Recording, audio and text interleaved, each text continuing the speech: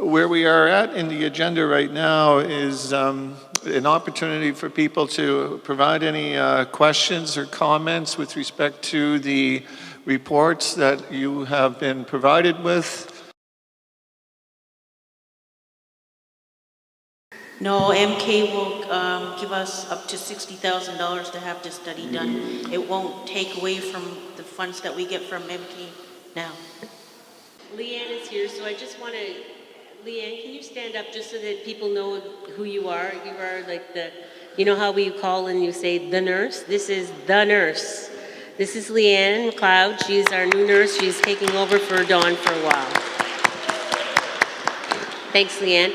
The other thing I didn't mention was that Tiana, our clinical therapist that we share with Pictou Lanni, is on maternity leave, and I failed to tell you all that we've been successful in recruiting a replacement for her, and her name is Megan Fullerton, and she has worked in First Nations community. Her actual background, she's a teacher first, and then she went on to get her and then she went on to become a clinical therapist. So she has some experience working in First Nation communities, but in an education area. But she was inspired to go into clinical therapy.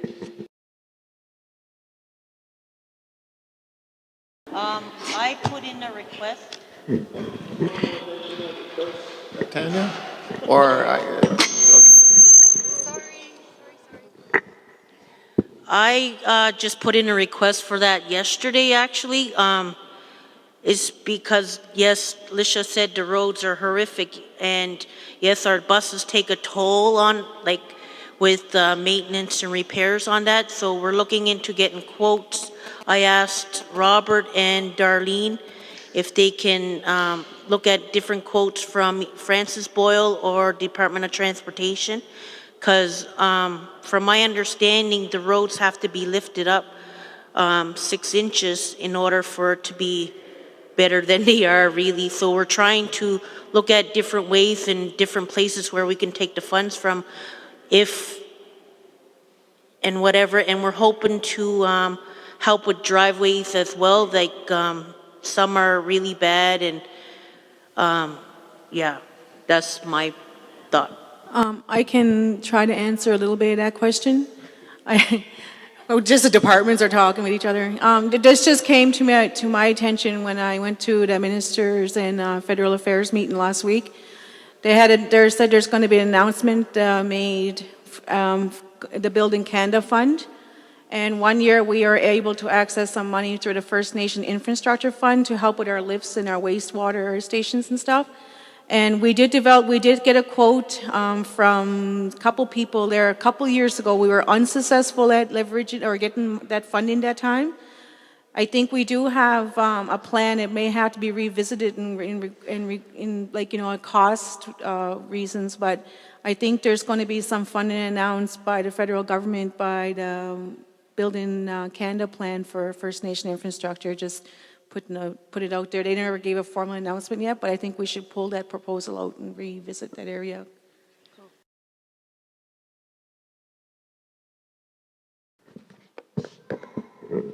If they have been in school the previous year, I believe, and they are returning to school. But that doesn't mean that if a graduate from any program needs employment, I will make them a priority, or Kara will make them a priority, and do whatever we can to get them employed. But specifically, these positions are for returning students. So what's considered good standing with METS? They have been eligible for funding. They completed their, you know what I mean? Whatever it is that the requirements are. Okay, so if I were kicked out from Tanya's program, can I come and get funded through you? We're working on the Education SPF and METS are working on a policy that will address that. I can't address it because it's my program has, you know, you have certain requirements. It specifically is you have to be Aboriginal and unemployed.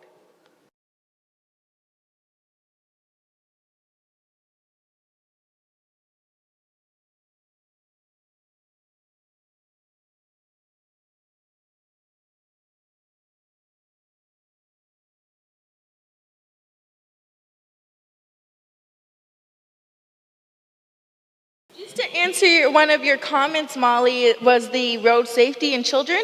We have that training, we have the resources, we're going to get it started. We were just hoping for a little bit of the weather into the bike season and spring, so we're going to be starting that fairly soon, and hopefully all your kids will be able to do it, because I have seen a lot of youth sledding and not caring if there's a car coming and just going right on the road, and it's very scary. So make sure your kids come out to it. And I just wanted to mention, when we're talking about the shitty roads up Beto and stuff, I know there's shitty and stuff, but people still kind of drive fast. And I don't know if anybody here is a fast driver, but just saying that that's something to remember too, like the kids, to train them or to whatever, but let's all slow down kind of thing. And it could be me too, so drive fast.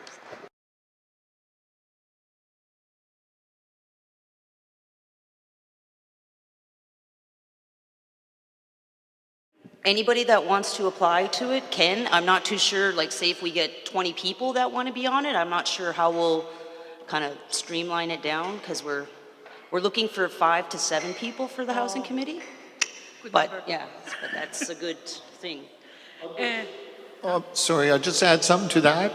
Is I did look at a terms of reference for the housing committee, which provides the roles and responsibilities, the code of conduct, the number, eligibility for the committee, term.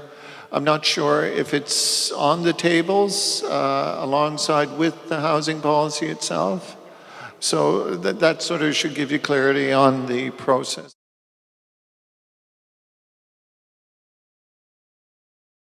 Do you mean from 10 in the morning until 12 midnight, or? So it's not busy after 12, or? Well, I'm really not sure, because I only work during the daytime, but only a few hours that I did work during those late hours, there was hardly any players, you know what I mean?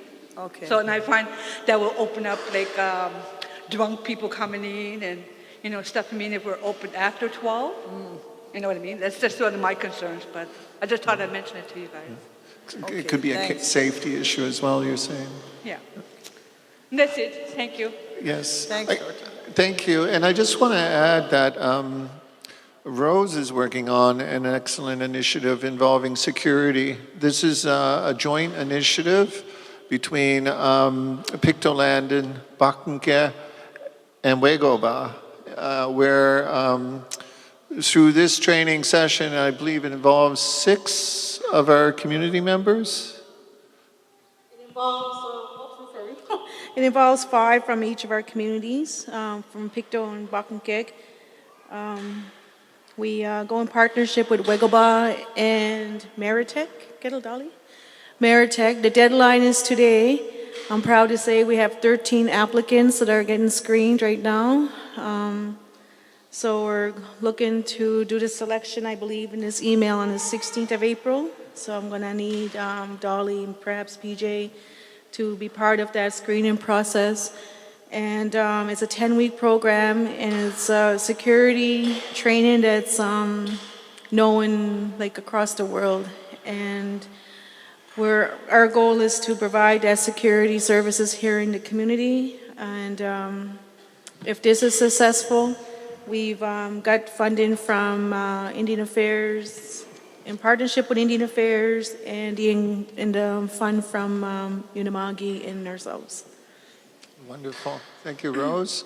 I'm looking forward to having our own security people, qualified people, to work in our establishments and things like that. We have another question?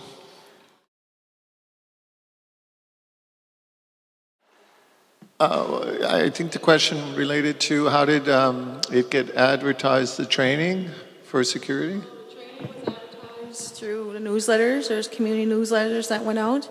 There was also advertised at the band office and on our websites and our because page. I didn't get a newsletter, right? Okay, well, they were issued to the community members. So there was job application, job calls that went out, and also training opportunities, and we just all send it out in one package. The deadline is not until today. If you can get your name and resume in, for those of you, we have 13, but we will require a criminal record check, and if you do pay for your criminal record checks, bring your receipts into us. We'll reimburse those costs back to the clients. And then from there, the process gets, the screening doesn't happen by myself or chief and counsel or Wegaba, whoever. You will be individually screened by the Department of Justice. And then from there, you will get recommendations to the Meritech School. I just wanted to comment. I know newsletters is an ongoing problem in our community, whether, you didn't get it, you're not sure, when it went out. It's been pretty inconsistent, and at one point where we had it on our website, the newsletter, that's been a little inconsistent as well, just because the way our communications has been going with the community and stuff. One of the things that we tried to do today was to give people an opportunity in the community to receive the newsletter electronically. And we'd ask that you leave your email address. So if you have an email address and any of the job postings, anything that we put out to the community, we will be doing it electronically, and you can guarantee that you'll get your newsletter or your posters or any advertisements if you left your email with us. So I just wanted to note that, because I think it is an ongoing problem in our community, and we recognize that. And I think that this is just part of that, trying to come up with a solution to address those issues. Yeah, and one of the things that we're also trying to use is our bulletin board at the band office. I know Krista worked hard on developing that board, and we all try to post everything on there because a lot of information comes to us that we try to share externally. So I know sometimes maybe just coming up and looking at our job board every now and then, and then we'll do our best to get everything out manually to the community members.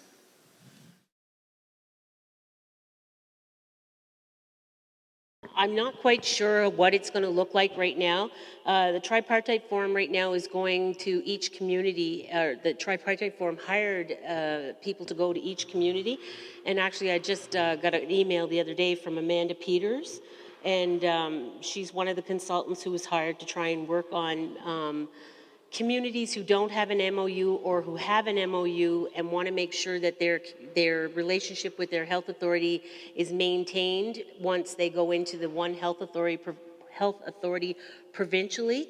The other thing is that the health directors have asked the province to be included on the working committee when they roll that out, because they actually don't know what it's going to look like. It was part of the provincial party when they were running in the elections, that was one of their promises, because they said there was too many health authorities, it was too top heavy, too many managers and whatnot.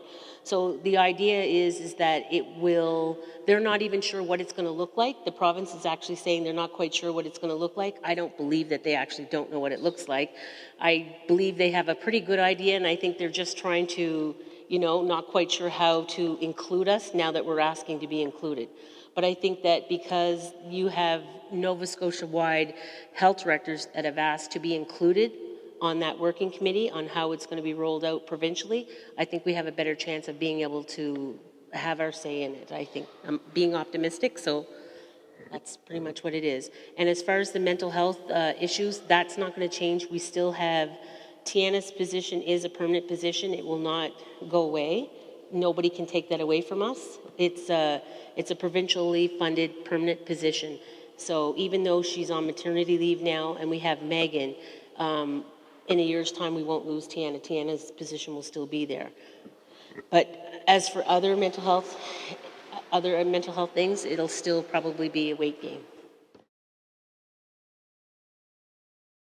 Right now, this present council we actually just kind of brought that up. We had a meeting, we got together last week, and it actually got brought up about trying to rebuild that. The row housing was insured. It wasn't insured properly because even just to rebuild what was there in today's dollars, we probably were underinsured by about $250,000. We did receive money for it, and the only thing I can really say is that the previous chief was the one that did most of the negotiations on it, and he, I really hope that we do rebuild it, but it's a I guess it's a topic that's a bit touchy or whatever, but the band has tried to rehouse all of the people that lost their homes in that fire, and but it is, I guess, being looked at with this council, so I guess it is a priority still, so I hope I kind of answered your question on that. We had an engineer do up some drawings for a replacement building, and it's probably twice as big. We entertain looking at a new building with an upstairs and a downstairs, apartments on top and on the bottom. And we looked at different areas in the community where to put it, and we're thinking where the old trailer park used to be. And that's about as far as it got with the plans, and with the shortfall and not enough money in the settlement with the insurance. We're entertaining whether we can get a loan from CMHC to make up for the shortfall and what the insurance paid for to rebuild that complex. So it's just been brought up with the new council, and we're going to discuss it more, see if we can find a way of replacing that building.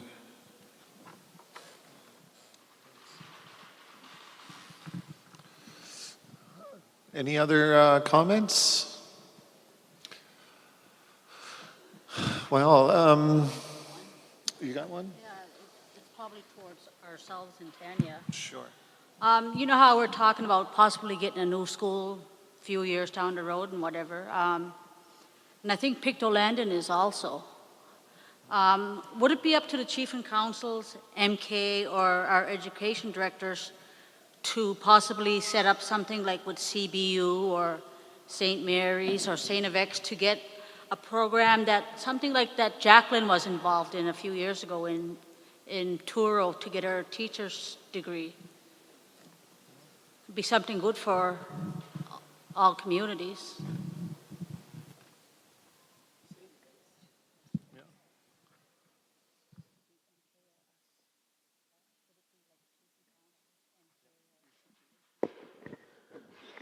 We're kind of looking into that now because there's, in our CBU class now, there's 11 students.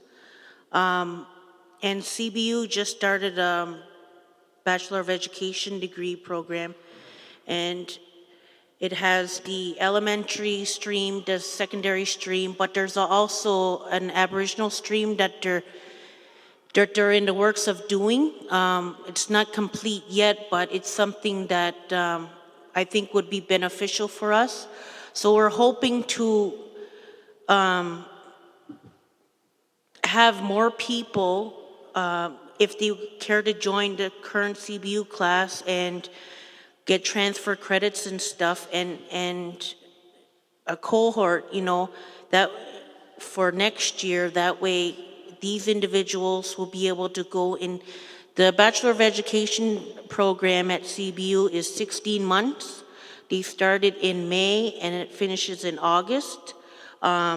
If there's even anybody interested that has a degree now and they want to apply, just come see me because it starts next month, and Ann Denny is the contact person for that. She's the Aboriginal coordinator at Unama'ki College.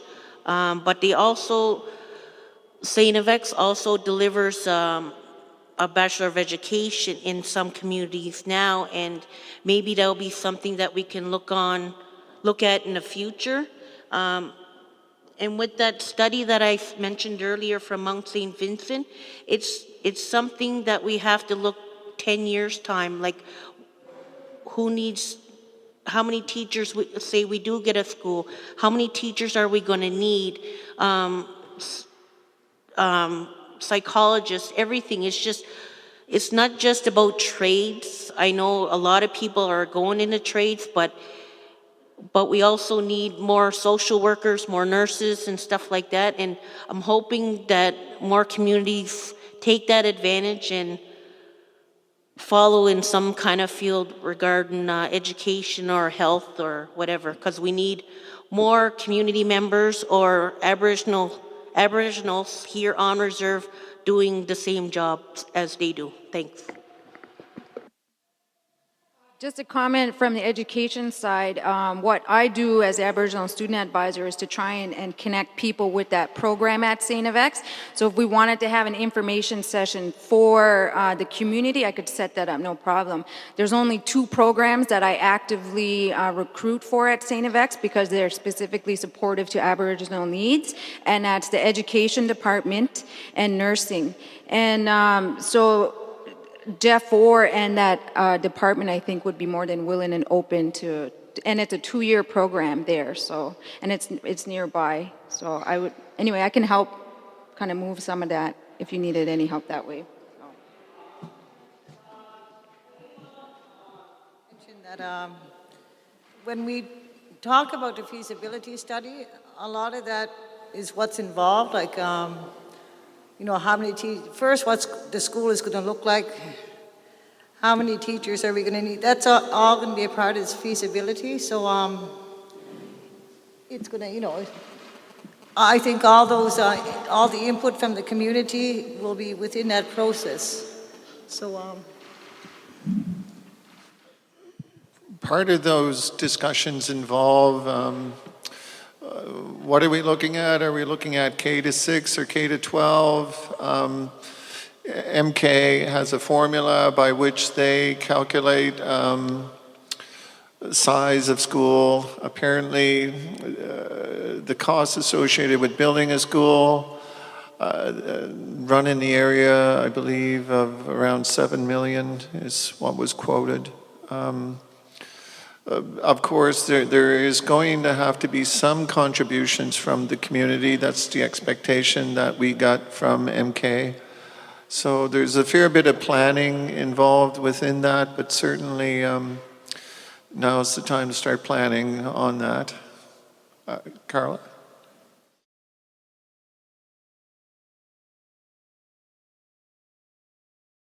It has happened in the past where they have approached somebody that's been living, say, in a bigger home to go into a smaller home, which opened it up for a family or whatnot. But in the housing policy, like there's actual, I'm not even sure because it's still in draft form, but I think there is a section in there where we're talking about maybe trying to encourage people. Like I think Molly had mentioned it earlier about just like, you know, if you are able to afford a house, can you get a house? You know, and the band kind of helping. The band has helped individuals in the past that went to a financial institution, they went to a bank, they were able to afford a loan, they obtained a loan on their own, and the band kind of co-signed for them kind of thing.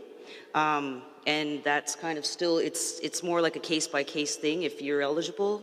You know, I would encourage anybody, if you're able to go, yeah.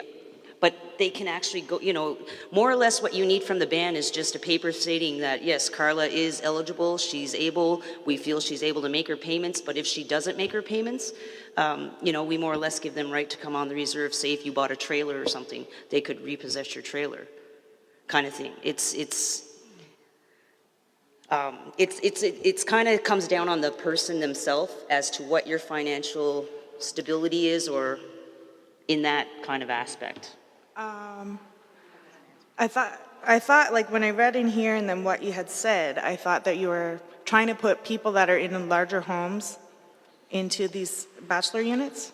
If it's a single person, like my mother, for example, my mother lives in a 3-bedroom home, right? Yeah. So as an example, like maybe we would approach my mother and say, look, Rosie, would you go into this bachelor unit, into this handicap unit, which is smaller, it may be more accustomed to you, and would you free up this home for a family?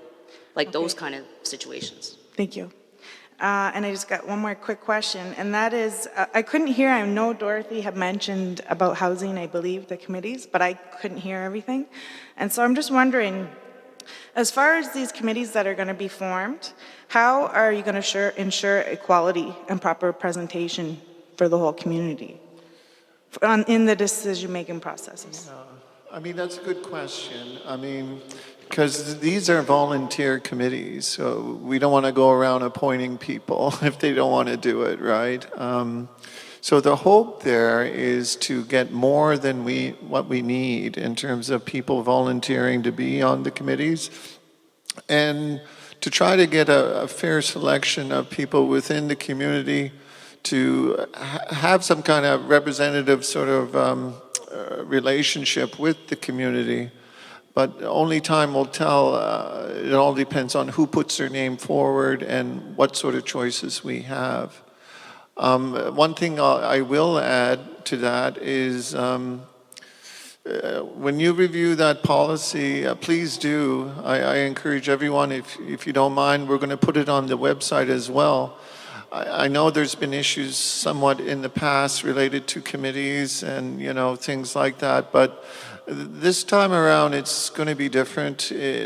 For example, the recommendations are going to come from the committee, okay? There's going to be a recommendation, and it's more or less, up to the council to agree with that or not, and that's, where the test factor will be, right, on whether or not the council sort of agrees with the recommendations coming from the committee.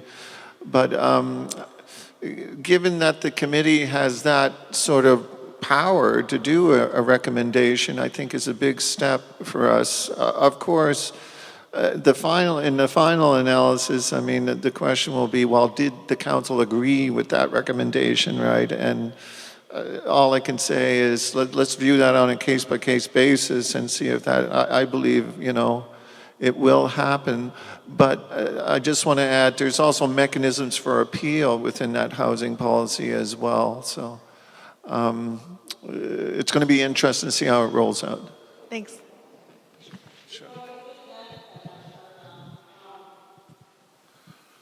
I think what's going to make it different, or maybe, I don't know if the word is trustworthy, but normally when you have a policy, it kind of guides a decision, I guess. And with the terms of reference, it just more or less provide rule or conduct for that committee. But I do believe that we looked at the possibility of the committee making the decision, not the recommendation. And I think that's still under review because, in order for there to be an appeal process, we would be in conflict if we were to receive the recommendation, then again deal with the appeal. So that's still something that we gotta hammer out. It's whether the committee makes the decision as to who gets the home or a recommendation. Therefore, the council being the one where, if there is an appeal, then we would have to deal with the appeal.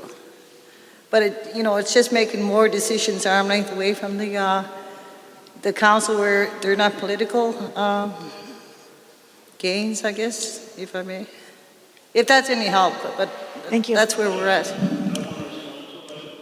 I'm really hoping that this committee will, develop into a fair representation of the community. When we talk about families, when we talk about gender, men and women, and youth, when this committee forms, that they can, get together as, representatives of families or whatever, so that you'll have a good distribution, representation in the community. And like Dolly was saying, they'll have a policy to guide them. And I think the role of the council is to make sure that the policy was followed, and the policy is developed to make things fair for everybody. And for that policy to be, followed in a good way, we're hoping that the committee will represent the community as best as it can in family structure, youth, gender, those types of things. I just want to add one thing, because Dolly gave the correct interpretation of the policy, right?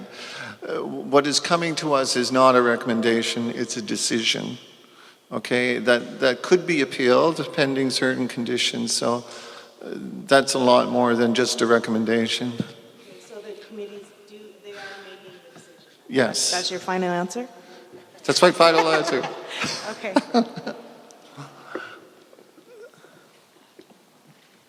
Okay, I'm just speaking on behalf of a student. He's a little shy to come up. He's wondering on the education dollars, why is it that the education dollars are specifically for Nova Scotia? And when you want to start a career or you want to live a life outside of Nova Scotia, there's no funding, there's no incentive. you have to get a big scholarship or loan that you have, you're way in debt before you even get to school. But why is that? Why is there no money outside of the province of Nova Scotia? I'm almost positive it's in the policy, but I gotta double check now that I'm thinking of it. But if it's something that anybody wants to get into and it's not available here in Nova Scotia, then we'll broaden it to the Maritimes and then outwards. But if it's available here, then we'll fund here. You know what I mean? Yeah. I don't mean to. I don't want to discourage anybody about moving further away, not further away, but getting more advanced in different studies.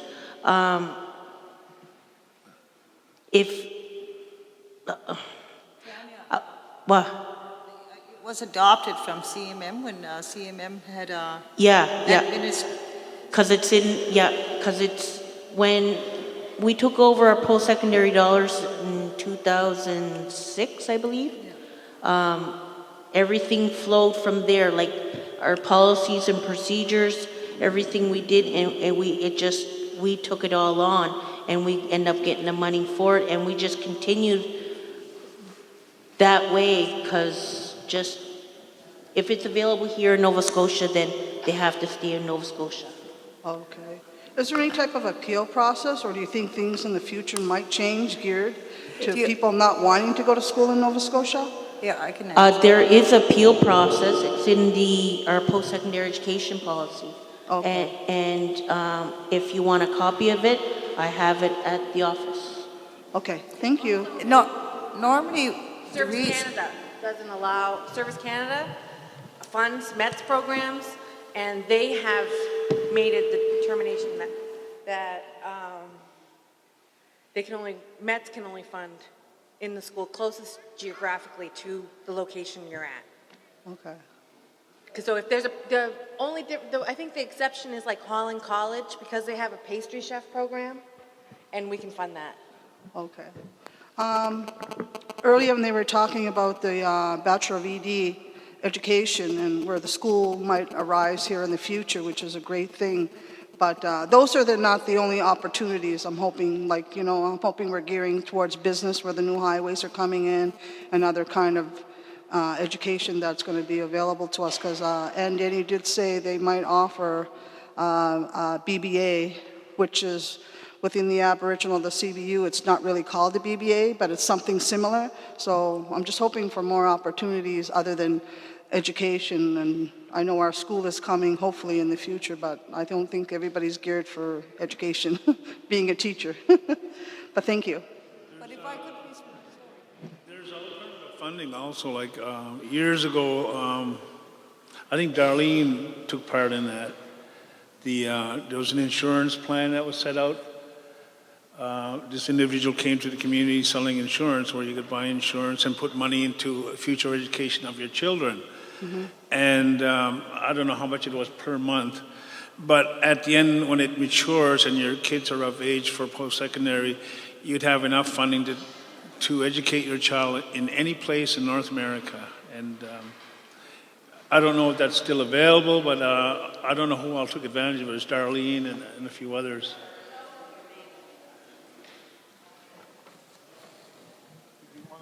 I'm just going to respond to the reason why for post-secondary transfer outside the province or even the Atlantic, for that reason was it was carried over from policy from CMM. And one of the main reasons why CMM at the time wouldn't look at it through their policies because of unit cost. It usually was sometimes twice.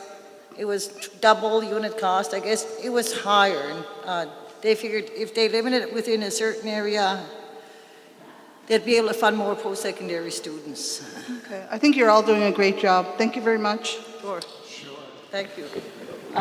Just to comment to what Carrie was talking about as well, we actually have the Women's Resource Center that comes down and does, usually it's maybe once a year, and they come down and they offer it to anybody who's had babies to try and set up an education savings plan. And the government will give you $500 to start it, and as long as you make regular contributions. There's not a set amount, it's whatever you can afford. So if you can only afford $25 a month, then it's $25 a month. If you can only afford 10, then it's 10. But regardless, you get a $500 to start with, and that's what we've been trying to encourage new moms through prenatal class. Awesome. It's about 2:25. I know our next session begins at 2:30. I just want to end off this session by thanking all of you for all the questions you asked. And I just want to put a shout out there to staff. I really am honored and privileged to work with a great group of individuals. Each and every one of them, I get to see what they do on a daily basis, and they're very committed individuals, and it's a distinct honor and privilege for me to work with each and every one of them. So thank you all.